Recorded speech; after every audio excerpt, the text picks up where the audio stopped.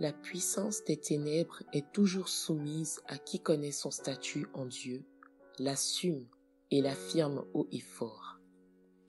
Ils lui répondirent, Jésus de Nazareth. Jésus leur dit, c'est moi. Et Judas qui le livrait était avec eux. Jean 18, verset 5. Quand la troupe de soldats et les gardes est allée arrêter Jésus, il leur a demandé, qui cherchez-vous? Jésus leur dit, c'est moi. Et sur ces mots, ils reculèrent et tombèrent. Ils sont tombés, pas seulement devant son autorité et sa puissance, mais aussi devant l'affirmation de qui il était. En effet, ce qui est intéressant, c'est que le sens littéral de ces moi, dans ce passage de Jean 18, verset 5, est moi je suis. Et nous savons que le mot grec utilisé pour c'est moi évoque le je suis de Exode 3, verset 14. Je suis celui qui suis et aussi je suis m'a envoyé vers vous. Ce qui veut dire que Jésus s'est présenté à eux en faisant exactement allusion au même Dieu, affirmant sa divinité en déclarant ouvertement, audacieusement et avec autorité son vrai statut, celui de Dieu, de même nature que le je suis, le Dieu Père vivant qui s'était révélé à Abraham, Isaac et Jacob. Ce n'était pas l'homme Jésus qui s'annonçait, mais Dieu lui-même qui s'annonçait. Et quel ennemi peut tenir sur ses pieds quand Dieu se présente? Si même les montagnes fondent et que la terre tremble devant lui, qu'y a-t-il d'étonnant que tous ces simples gardes aient été renversés? Proclamation. Par l'affirmation audacieuse et ouverte de mon statut de citoyen des cieux en Christ et de fils de Dieu, toutes les forces des ténèbres, à mes trousses, reculeront et tomberont au nom de Jésus-Christ. En tant que fils du Dieu vivant, votre autorité ne permet pas à l'ennemi de vous arrêter. Seule votre autorisation le lui permet. Parce que je donne ma vie afin de la reprendre. Personne ne me l'ôte, mais je la donne de moi-même. J'ai le pouvoir de la donner et j'ai le pouvoir de la reprendre. Tel est l'ordre que j'ai reçu de mon Père. Jean 10, versets 17 à 18. Il leur demanda de nouveau, « Qui cherchez-vous » Et ils dirent, « Jésus de Nazareth. » Jésus répondit, « Je vous ai dit que c'est moi. Si donc c'est moi que vous cherchez, laissez aller ceci. » Jean 18, versets 6 à 8. En plus de leurs armes, les soldats sont venus avec des lanternes et torches, car ils étaient dans les ténèbres. Mais Christ n'a pas eu besoin de lumière pour les voir et s'avancer lui-même vers eux. Car il est lui la vraie lumière du monde. Ils ne l'ont pas reconnu malgré leur lampe, car si tel avait été le cas, ils auraient répondu « C'est toi » à la question de Jésus, et ou se seraient même directement saisis de lui, d'autant plus qu'ils avaient Judas comme guide. Ils ne le reconnaissaient pas, et son autorité ne pouvait leur permettre de mettre la main sur lui. Seule sa propre autorisation a permis son arrestation. C'est donc lui qui dirige sa propre arrestation. Il pose des questions à ses bourreaux et dirige les débats. Et ce n'est qu'après qu'il est déclaré à Pierre, « Ne boirai-je pas la coupe que le Père m'a donnée à boire ?» qu'ils ont pu le lier. Proclamation. Au nom de Jésus-Christ, je ne boirai que la coupe que le Père me donne à boire et aucune autre coupe provenant de la table de l'ennemi. À chaque épreuve que nous vivons est rattachée une victoire équivalente gagnée à la croix longtemps avant l'épreuve et réservée soigneusement par le pouvoir de sa résurrection pour être manifestée au moment de l'épreuve. Je vous ai dit ces choses afin que vous ayez la paix en moi. Vous aurez des tribulations dans le monde, mais prenez courage, j'ai vaincu le monde. Jean 16, verset 33. La victoire de Jésus-Christ existe bien avant nos tribulations et attend patiemment nos tribulations pour s'affirmer. Jésus-Christ a pris soin de finaliser notre victoire avant que toute tribulation n'arrive. C'est pourquoi la tribulation est conjuguée au futur, mais la victoire au passé. Notre victoire est acquise dans le passé de la croix et s'actualise à chaque fois dans le présent de nos épreuves. Nous avons donc le devoir et l'absolue nécessité de prendre courage dans l'épreuve, pour la seule raison qu'une victoire irréfutable nous attend à la fin de cette épreuve, et même mieux, a été réservée pour nous, bien avant même que cette épreuve ne soit. Pour le chrétien, la victoire précède toujours le combat, l'épreuve et le test. Mais persévérer avec courage est une obligation, car c'est au bout de cette épreuve que cette victoire est rendue manifeste et visible aux yeux de tous. Les gens la voient manifeste à la fin, mais elle existait depuis le commencement. Ils voient ta victoire au bout de l'épreuve avec les yeux physiques. Toi, tu la vois avant l'épreuve avec les yeux de la foi. Et ta foi ne te trompe point, car il est vrai que Jésus-Christ a vaincu le monde longtemps avant que tu ne sois confronté à cette épreuve. Tu n'as vraiment pas d'autre choix que d'être courageux, puisque ta victoire est acquise et t'attend déjà, avant même le combat. Relaxe dans les mains du Seigneur. Repos de tous côtés. Même dans les frontières de ta vie ou de ton territoire où la bataille est rude. Repos de tous côtés. Proclamation.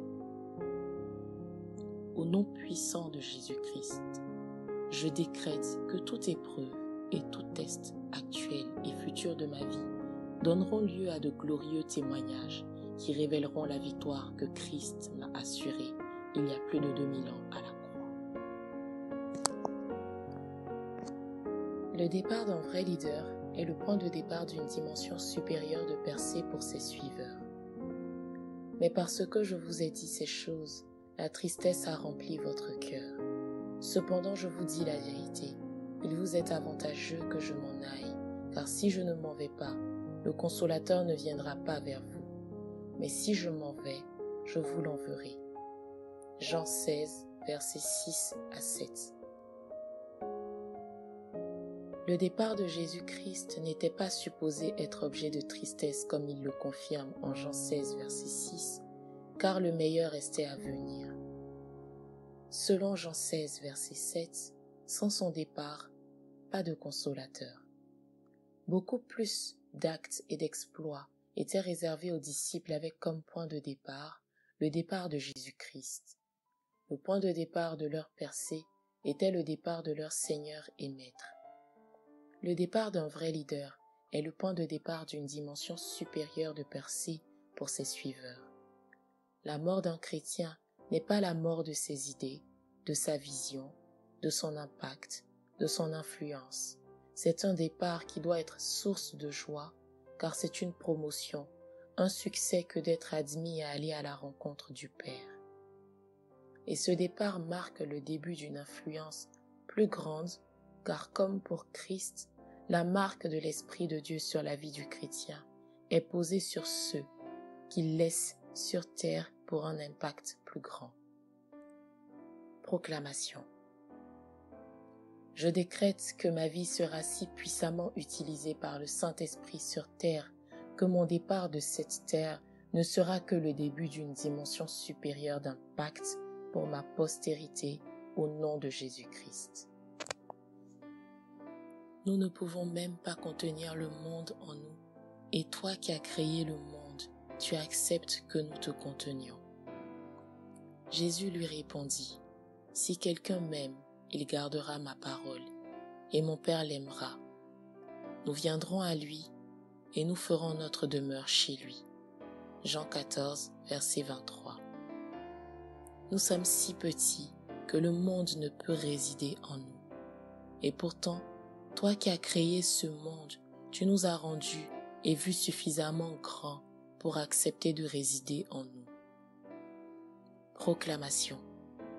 Rien dans ce monde ne m'opprime, mais j'ai la maîtrise parfaite de tout, car le Créateur de ce grand monde vit en moi et je peux tout en lui, au nom de Jésus-Christ. Ta valeur réside dans ta capacité à apporter de la saveur au monde. Que votre lumière luise ainsi devant les hommes, afin qu'ils voient vos bonnes œuvres et qu'ils glorifient votre Père qui est dans les cieux. Matthieu 5, verset 16.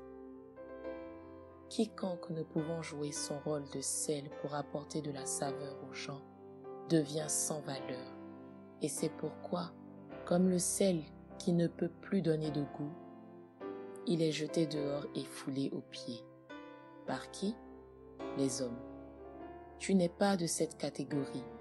Tu es sel de la terre et non pas homme de la terre. Et le sel de la terre a de la valeur en ce qu'il apporte du goût aux hommes de la terre. Proclamation. Je ne suis pas homme de la terre, mais sel de la terre. Et ma vie donnera du goût aux hommes de toute langue, de toute tribu et de toute nation, au nom de Jésus-Christ. Assurément, c'est le supérieur qui bénit l'inférieur. Hébreux 7, verset 7. Et si Dieu te demande de bénir la nation et d'être source de bénédiction pour les nations, c'est parce qu'il t'a rendu plus lourd que les nations, supérieur à toutes les nations, et tu peux déclencher la pluie de l'Éternel sur n'importe quelle nation. L'Éternel t'ouvrira son bon trésor, le ciel, pour envoyer à ton pays la pluie en son temps et pour bénir tout le travail de tes mains. Tu prêteras à beaucoup de nations et tu n'emprunteras point. Deutéronome 28, verset 12. Proclamation. Je suis plus qu'un ministère de l'économie de n'importe quel pays, car ayant le potentiel d'une banque centrale céleste pour influencer l'économie des nations. La pluie vient par moi, au nom de Jésus-Christ. La plupart des chrétiens luttent, passent beaucoup de temps et dépensent une grande énergie cherchant à obtenir quelque chose qu'ils ont déjà et à devenir ce qu'ils sont déjà. Il y a des choses, et beaucoup d'ailleurs, qu'on obtient juste par la connaissance de son statut. Pas la peine de supplier Dieu 1000 heures pour être ce que vous êtes déjà. Que votre lumière luise ainsi devant les hommes, afin qu'ils voient vos bonnes œuvres et qu'ils glorifient votre Père qui est dans les cieux. Matthieu 5, verset 16. Éphésiens 1, verset 4 à 5. Éphésiens 2, verset 19. En lui, Dieu nous a élus avant la fondation du monde, pour que nous soyons saints et irrépréhensibles devant lui, nous ayant prédestinés dans son amour à être ses enfants d'adoption par Jésus-Christ, selon le bon plaisir de sa volonté. Ainsi donc, vous n'êtes plus des étrangers, ni des gens du dehors, mais vous êtes citoyens des saints, gens de la maison de Dieu. Vous savez que vous êtes fils d'un roi. Vous ne priez donc pas pour être fils d'un roi ou pour demander des choses qu'un fils de roi a. Vous n'avez qu'à profiter des privilèges d'un prince juste parce que vous l'êtes. Par ailleurs, l'influence de Dieu sur la vie d'un homme est sans limite. Donnons-lui juste l'occasion d'agir dans la vie de nos frères. Exposons nos familles à sa grâce et nous serons certainement surpris de voir comment Dieu peut transformer. Si nous voulons rendre nos nations vraiment indépendantes, nous devons réaliser la valeur de la vie éternelle et du pouvoir d'enfant de Dieu que nous avons reçu. Et nous devons définitivement savoir que nous sommes suffisamment bénis pour déployer et imposer cette bénédiction à nos nations qui en tireront le maximum de profit et béniront notre Père qui est dans les cieux. Proclamation. Je connais le pouvoir que j'ai en Jésus-Christ et ce que Jésus-Christ en moi peut faire pour ma nation. Et au nom de Jésus-Christ, ma nation louera le Seigneur pour ma présence sur terre. Notre dépendance absolue de Dieu dans tous les détails de nos vies sera la clé d'accès à notre indépendance la plus totale dans tous les secteurs de nos nations.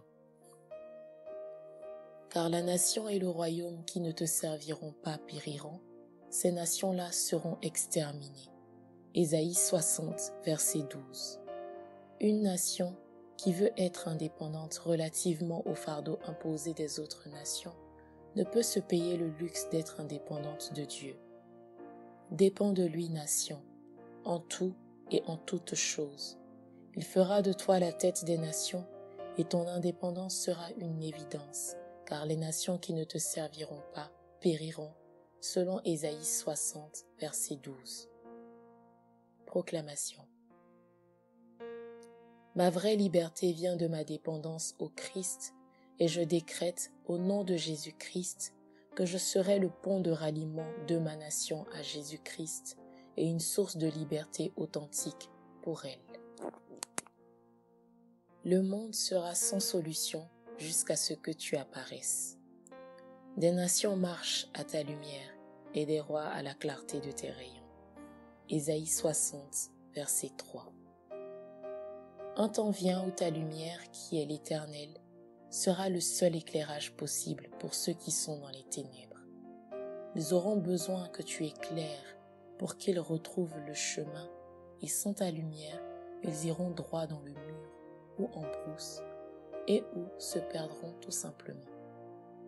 Les idées pour sauver le monde n'afflueront que de la pensée illuminée des fils de l'Éternel dans divers domaines, tels celui de la technologie, de la santé, du social, de l'économie, etc. Proclamation.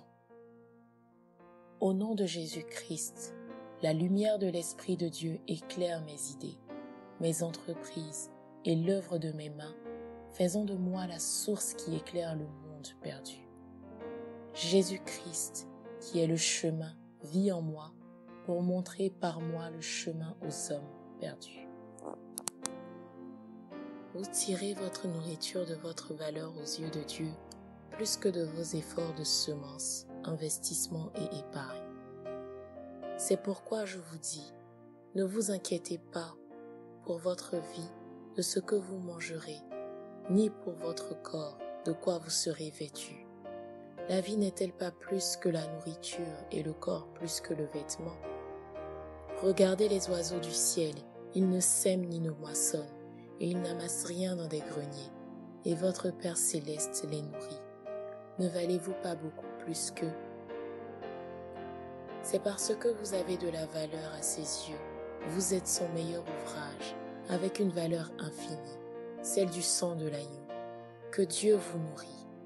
Il habille mieux que Salomon des fleurs qui ne travaillent pas et qui sont si temporaires. Il habillera encore mieux des hommes, si de surcroît, ceux-là ont reçu de lui la vie éternelle. Même si important, le travail ici n'est pas même le premier facteur pour s'habiller ou manger. La vie éternelle qui coule en toi a une valeur infinie devant la vie finie, limitée et saisonnière de la fleur. Et pourtant cette fleur est excellemment habillée, sans effort, parce qu'elle fait partie de la création de Dieu. Toi, tu es le meilleur de sa création, et tu n'as pas à lutter là où la fleur ne lutte pas. Dieu a assez de sens pour ne pas laisser mourir de faim quelqu'un qu'il a racheté à un si grand prix, au prix du sang de son Fils unique, Jésus. Que valent la nourriture, les vêtements, un abri et tous les besoins corporels devant le sang de l'agneau? Rien du tout. Proclamation. Je proclame que par ma valeur infinie aux yeux de Dieu, mes besoins limités sont comblés par une provision multipliée à l'infini, au nom de Jésus-Christ. Notre Dieu est un Dieu tout-puissant, car tout-puissant, et il n'y a aucune autre suffisance sur terre et dans les cieux qui ne soit pourvue par sa suffisance. Je suis le Dieu tout-puissant, marche devant ma face et sois intègre. Genèse 17, verset 1. Il est tout et a tout, car il est la source de tout, et toute grandeur est issue de sa grandeur.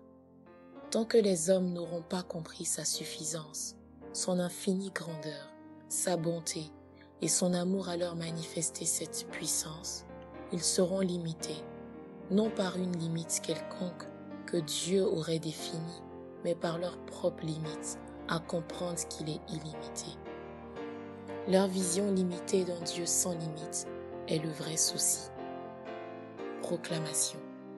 Je déclare au nom puissant de Jésus-Christ que la grâce du Dieu Tout-Puissant que je sers demeure tous les jours de ma vie plus que suffisante pour combler infiniment, au-delà de toute espérance, toute insuffisance humaine qui croise mon chemin. Ce que tu n'as pas ne sera jamais le fruit d'un manque chez Dieu ou même dans le monde. L'Éternel est mon berger, je ne manquerai de rien. Psaume 23, verset 1. À l'Éternel la terre et ce qu'elle renferme, le monde et ceux qui l'habitent. Psaume 24, verset 1. Suis résolument l'Éternel et laisse son Saint-Esprit te conduire. L'ayant comme berger, tu te rendras clairement compte que Dieu ne tomberait jamais en faillite. Quand bien même il faudrait rendre chaque habitant de la terre milliardaire, et ce, quel que soit le nombre d'habitants que la terre puisse avoir, tes yeux spirituels s'ouvriront clairement pour te laisser voir les immenses ressources que Dieu, en bon et parfait Père, a déposées dans l'univers tout entier pour non seulement pourvoir, au-delà même de nos attentes, aux besoins de chacun de ses enfants, mais aussi maintenir et supporter l'ensemble de la création. S'il est vraiment ton berger, étant tout suffisant, tu tireras de lui plus qu'il ne faut de cette suffisance pour avoir encore de quoi bénir les autres. Proclamation. Je déclare que je suis infiniment et glorieusement béni et multiplié pour être une bénédiction, car l'Éternel qui me bénit possède toute la terre et ses richesses et me les a données comme héritage, afin qu'en bon intendant, je les administre pour sa gloire, jusqu'au terme du temps qui m'est imparti.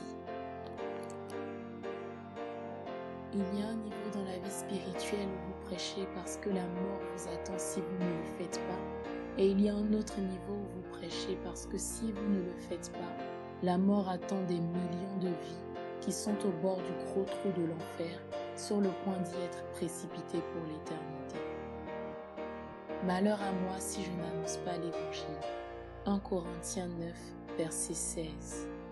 Celui croira et qui sera baptisé sera sauvé, mais celui qui ne croira pas sera condamné. Marc 16, verset 16.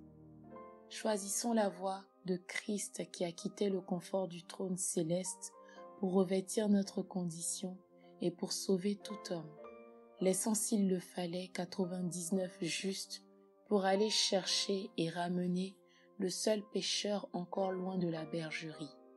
Et oui, tout ce trajet du ciel à la terre pour une seule brebis perdue, diriez-vous? Eh bien, tel est le chemin étrange que l'amour peut prendre. Nous aussi sommes sauvés pour sauver d'autres et non pour attendre tranquillement dans notre petit coin le dernier jour pour festoyer avec Jésus-Christ.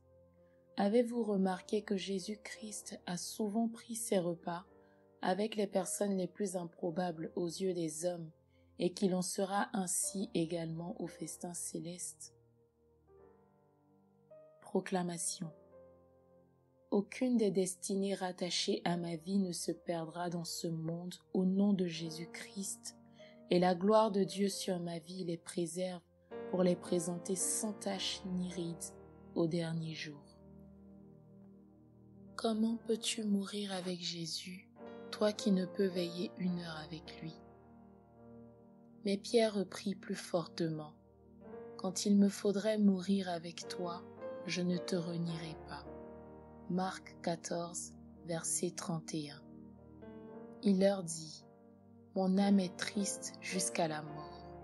Restez ici et veillez. » Puis, ayant fait quelques pas en avant, il se jeta contre terre et pria que, s'il était possible, cette heure s'éloignât de lui.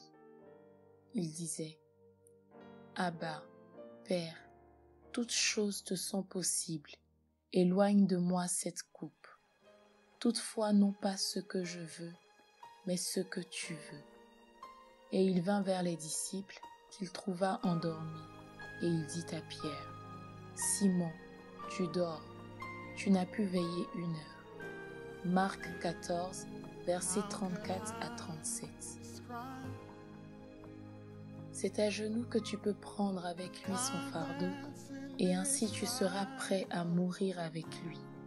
C'est ta responsabilité de persister dans la prière, plus que celle de n'importe quel autre groupe près de toi. Proclamation.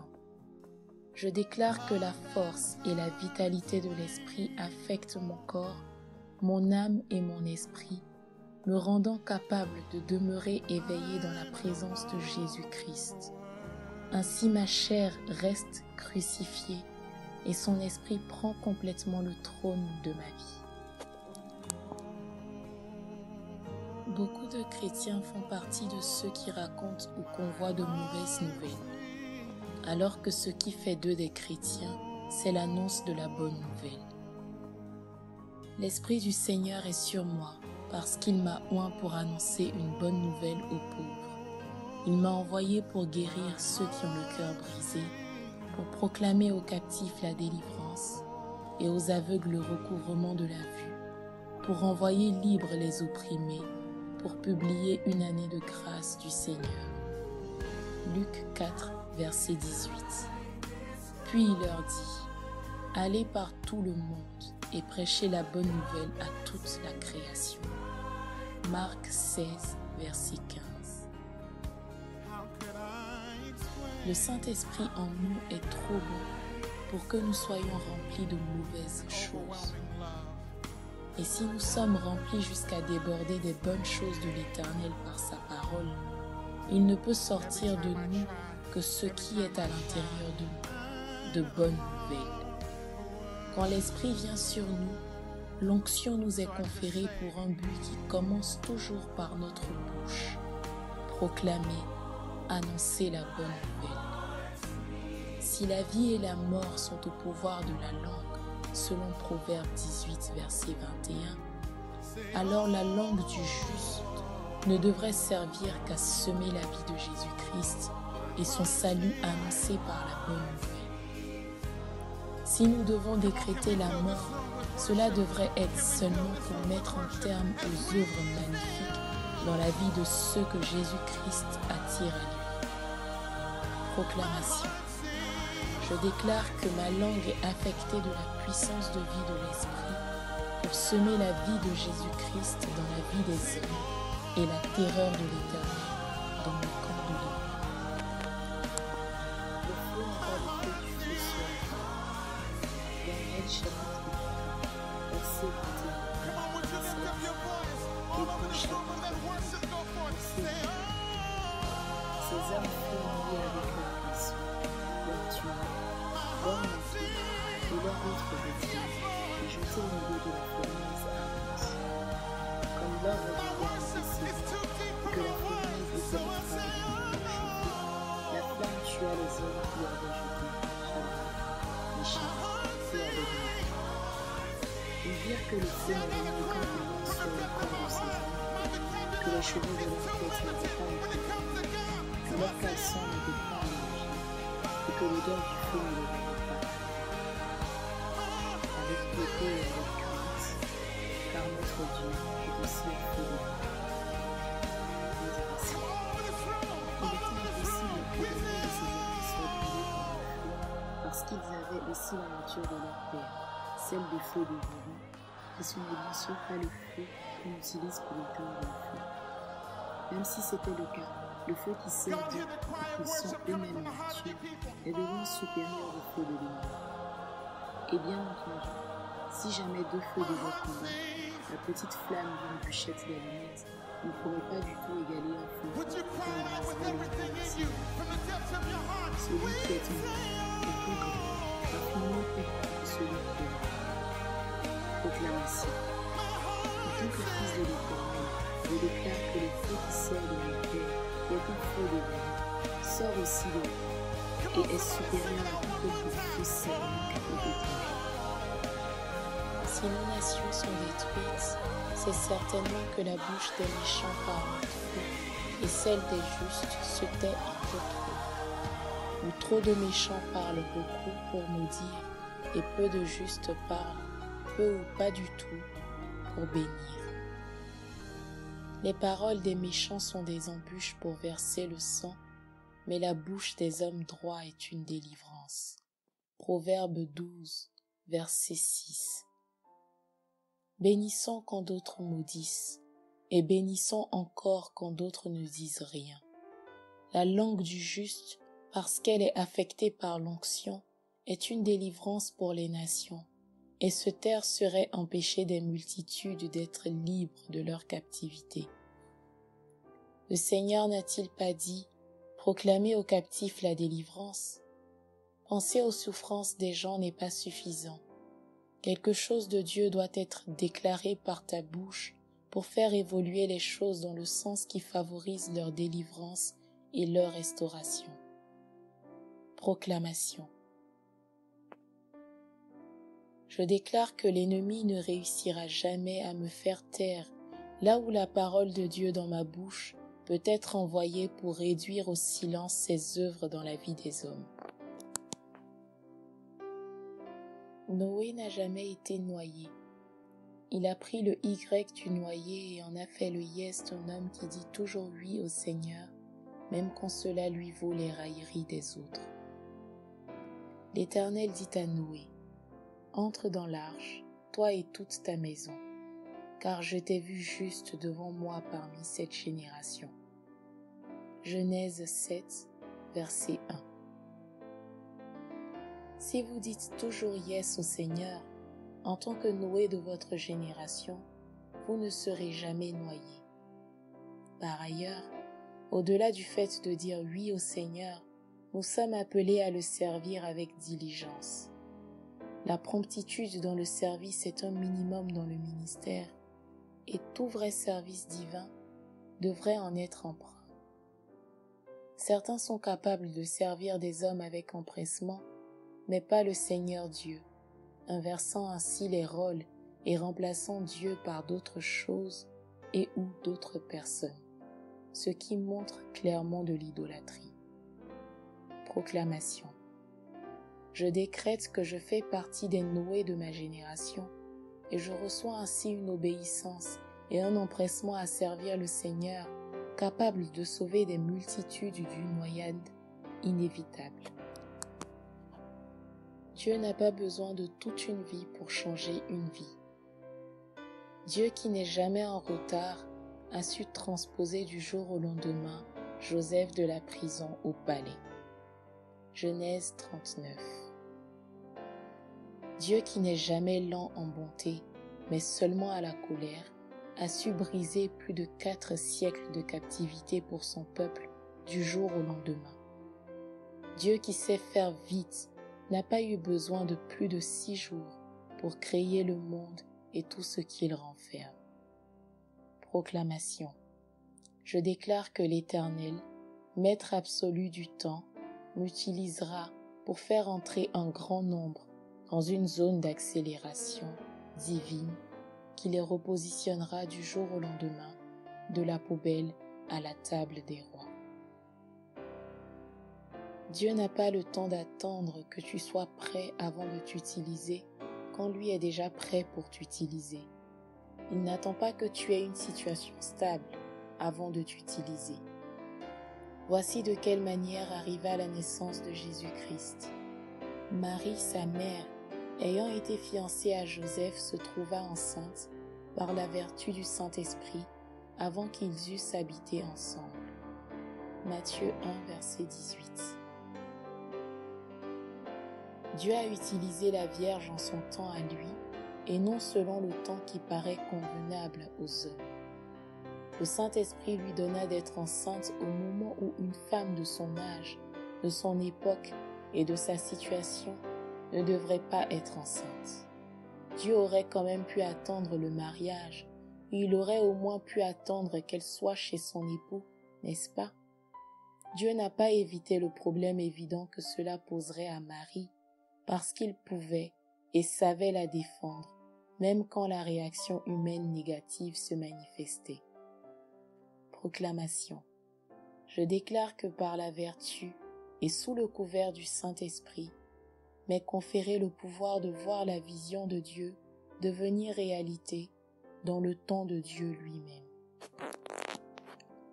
Premier interprète du Seigneur pour ma vie, mes paroles ne constituent rien d'autre que le rapport fidèle des paroles de l'Éternel pour moi et par moi.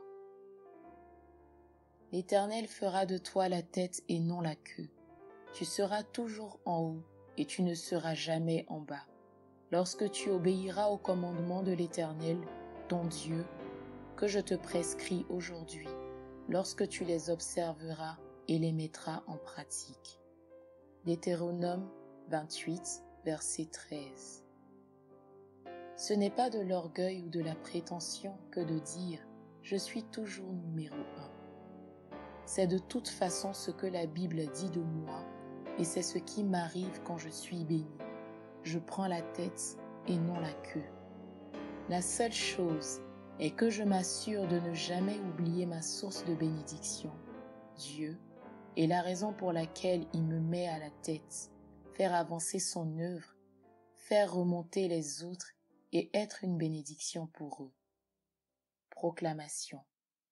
Je déclare que ma bouche ne dira que ce que Dieu dit de moi, rien de plus et rien de moins, au nom de Jésus-Christ. À l'heure même où on s'interroge sur ton identité en tant que chrétien, que ceux-là qui te questionnent viennent toujours te trouver en train de manifester cette identité. Arrivés auprès de Jésus, ils dirent « Jean-Baptiste nous a envoyés vers toi pour dire « Es-tu celui qui doit venir ou devons-nous en attendre un autre ?» À l'heure même, Jésus guérit plusieurs personnes de maladies, d'infirmités et d'esprits malins, et il rendit la vue à plusieurs aveugles. Et il leur répondit, « Allez rapporter à Jean ce que vous avez vu et entendu. Les aveugles voient, les boiteux marchent, les lépreux sont purifiés, les sourds entendent, les morts ressuscitent, la bonne nouvelle est annoncée aux pauvres. » Luc 7, versets 20 à 22. Même à l'heure où Jean cherchait à savoir si Jésus-Christ était vraiment celui qui devait venir, ses disciples le trouvèrent justement occupé à rendre visible son identité de Messie. Délivrance et guérison étaient en cours. Si Jésus-Christ vit en nous par le Saint-Esprit, il continuera en nous et par nous tout ce qu'il faisait pour sauver l'homme, et ce qui identifiait Jésus-Christ nous identifiera non seulement aujourd'hui, mais pour toujours. Proclamation. Je déclare que le monde qui se demande qui je suis comme chrétien me trouvera toujours en train de faire exactement ce que Jésus-Christ faisait. L'onction n'est pas pour notre seul joie et bonheur, mais pour que du débordement de notre joie, ceux qui étaient attristés et abattus soient rendus joyeux et heureux. Pour accorder aux affligés de Sion, pour leur donner un diadème au lieu de la cendre, une huile de joie au lieu d'un esprit abattu, afin qu'on les appelle des térébinthes de la justice, une plantation de l'Éternel pour servir à sa gloire. Au lieu de l'opprobre, vous aurez une portion double. Au lieu de l'ignominie, ils seront joyeux de leur part. Ils posséderont ainsi le double dans leur pays et leur joie sera éternelle. Ésaïe 61, versets 3 et verset 7.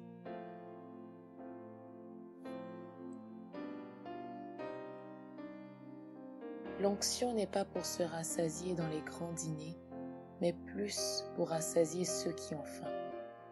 L'onction n'est pas non plus pour des boum parties sur des plages, mais pour sauver ceux qui pourraient se noyer dans les eaux du péché. Il ne s'agit pas de toi ayant plus du Saint-Esprit, puisqu'il est déjà là et à 100%. Il s'agit plutôt du Saint-Esprit ayant plus de toi.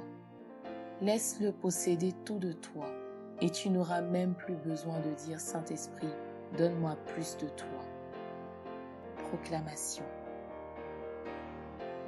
Je déclare que ma vie est anti-stress et anti-tristesse, et que de moi partiront chaque jour de glorieuses nouvelles qui répandront la joie et donneront un témoignage aux cœurs les plus abattus, au nom de Jésus-Christ. L'onction est une question de puissance. Toutefois, la puissance qui ne peut aider quelqu'un ne sert à rien. En ce jour, son fardeau sera ôté de dessus ton épaule et son joug de dessus ton cou. Ésaïe 10, verset 27. Si nous ne pouvons avoir le fardeau des âmes, pleurer pour elles, désirer ardemment les voir sauvées, si nos réunions et grands temps de prière ne sont pas orientés à sauver les pécheurs, si nous pensons être spirituels sans avoir un intérêt authentique pour le salut des âmes, si nous nous glorifions de nos expériences surnaturelles et émotionnelles plus que du salut de ceux qui périssent, alors notre onction est questionnable. Proclamation. J'annonce que l'onction sur ma vie ira détecter les jougs de ceux qui entrent en contact avec moi, les conduira à Jésus-Christ et les déchargera de chaque fardeau pour une liberté sans faille. Qu'est-ce que quelqu'un que tu n'as jamais vu ni entendu peut te dire pour qu'en une seule fois, tu crois vraiment que Jésus-Christ est le sauveur du monde? Pas juste ton sauveur, mais le sauveur du monde. Et il disait à la femme, « Ce n'est plus à cause de ce que tu as dit que nous croyons, car nous l'avons entendu nous-mêmes, et nous savons qu'il est vraiment le sauveur du monde. » Jean 4, verset 42.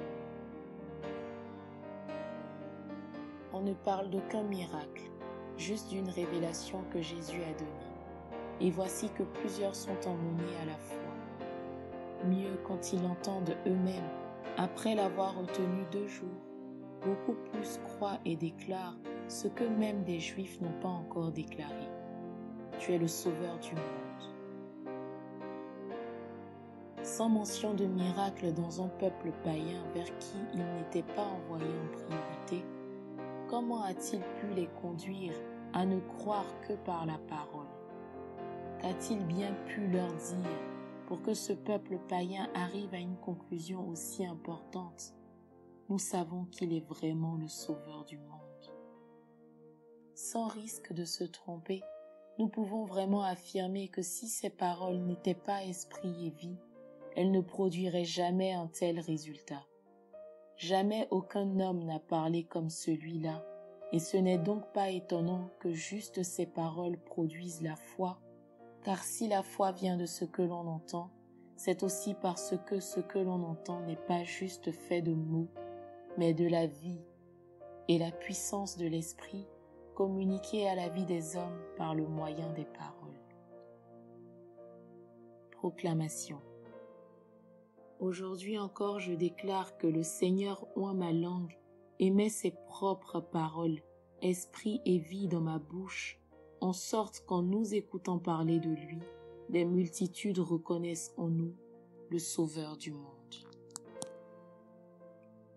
L'onction est le débordement surnaturel qui conduit quelqu'un qui ne peut contenir un fleuve à avoir des fleuves d'eau vive jaillir de lui pour arroser les destinées asséchées. Le dernier jour, le grand jour de la fête, Jésus, se tenant debout, s'écria « Si quelqu'un a soif, qu'il vienne à moi et qu'il boive. » Jean 7, verset 37. En clair, l'onction fait émerger de toi plus que ce que tu ne peux humainement contenir. Tu ne peux boire même 50 litres par jour, et voici que Dieu fait jaillir de toi des fleuves entiers. Mais ceci est pour un but précis. Il sait qu'il y a dehors des multitudes de destinées à arroser car asséché par les maladies, la pauvreté, les échecs, les infirmités et afflictions de tout genre. Proclamation. Je déclare que la puissance du Saint-Esprit envahit, sature et inonde jusqu'à un débordement prophétique mon être entier et tout ce qui a trait à moi en vue de transformer tout désert des vies humaines en jardin d'Éden, au nom de Jésus-Christ. Un salaire peut changer un pan de ta vie. L'onction de Dieu changera toute ta vie et pourrait, si tu le veux vraiment, faire de toi un pourvoyeur de salaire pour les multitudes. Tu me donnes la force du buffle. Je suis arrosé avec une huile fraîche. Planté dans la maison de l'Éternel, il prospère dans les parvis de notre Dieu. Psaume 92, versets 11 et verset 14. Mais vous, on vous appellera sacrificateur de l'Éternel. On vous nommera serviteur de notre Dieu. Vous mangerez les richesses des nations et vous vous glorifierez de leur gloire. Ésaïe 61, verset 6. Tu dois être plus désireux de communiquer l'onction à n'importe qui que d'être désireux de lui donner un travail, de l'or ou de l'argent. Si tu penses que donner un travail ou une forte somme d'argent aux pauvres, à la prostituée ou à quelqu'un de la rue va changer sa situation, tu n'as peut-être pas tort, mais tu dois penser de surcroît au fait que l'onction peut faire, transformer et changer encore plus dans leur vie que ce que ce travail ou cette somme d'argent pourrait leur apporter. Si le travail peut le faire, l'onction le peut davantage. Proclamation. L'huile fraîche de l'onction renouvellera chaque jour les témoignages de ma vie, et les fleuves de bénédiction qui s'écoulent de moi suffiront à arroser abondamment toutes les terres arides des hommes, au nom de Jésus-Christ. La présence d'un arbre sur un territoire est le témoignage et la preuve vivante qu'une semence qui était cachée et enterrée comme morte n'a pas été maintenue dans le secret par le maître de la création, mais a été révélée, découverte, exposée comme la lumière qu'on ne peut mettre sous un boisseau et aussi comme Jésus-Christ que le tombeau ne pouvait retenir. Ce qui est tombé dans la bonne terre, ce sont ceux qui, ayant entendu la parole avec un cœur honnête et bon, la retiennent et portent du fruit avec persévérance. Personne, après avoir allumé une lampe, ne la couvre d'un vase ou ne la met sous un lit, mais il la met sur un chandelier, afin que ceux qui entrent voient la lumière. Car il n'est rien de caché qui ne doive être découvert, rien de secret qui ne doive être connu et mis à jour. Luc 8, versets 15 à 17. La semence tombe en terre, mais l'arbre que produit cette semence est élevé de terre. L'arbre est aussi le signe qu'une semence tombée en un certain temps dans la bonne terre a persévéré jusqu'à produire du fruit.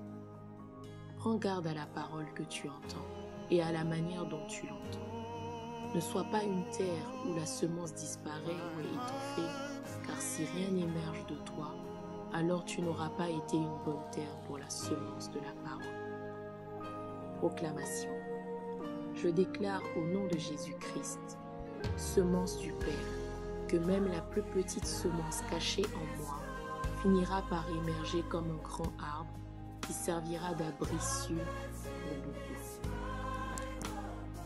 Si l'erreur est humaine, alors elle n'est pas divine. Et si ma chair peut me conduire à l'erreur, le divin qui domine en moi par le Saint-Esprit, lui ne fait jamais d'erreur. Gloire à Dieu. C'est lui l'Esprit de Dieu qui s'exprime en moi et par moi, et je ne suis plus étranger à la perfection du jugement et du discernement. Les paroles de l'Éternel sont des paroles pures, un argent éprouvé sur terre au creuset, et 7 fois épuré. Psaume 12, verset 7. Je bénis l'Éternel, mon conseiller. La nuit même mon cœur m'exalte. Psaume 16, verset 7. Quand l'Éternel est mon conseiller, comment pourrais-je échouer dans mes entreprises?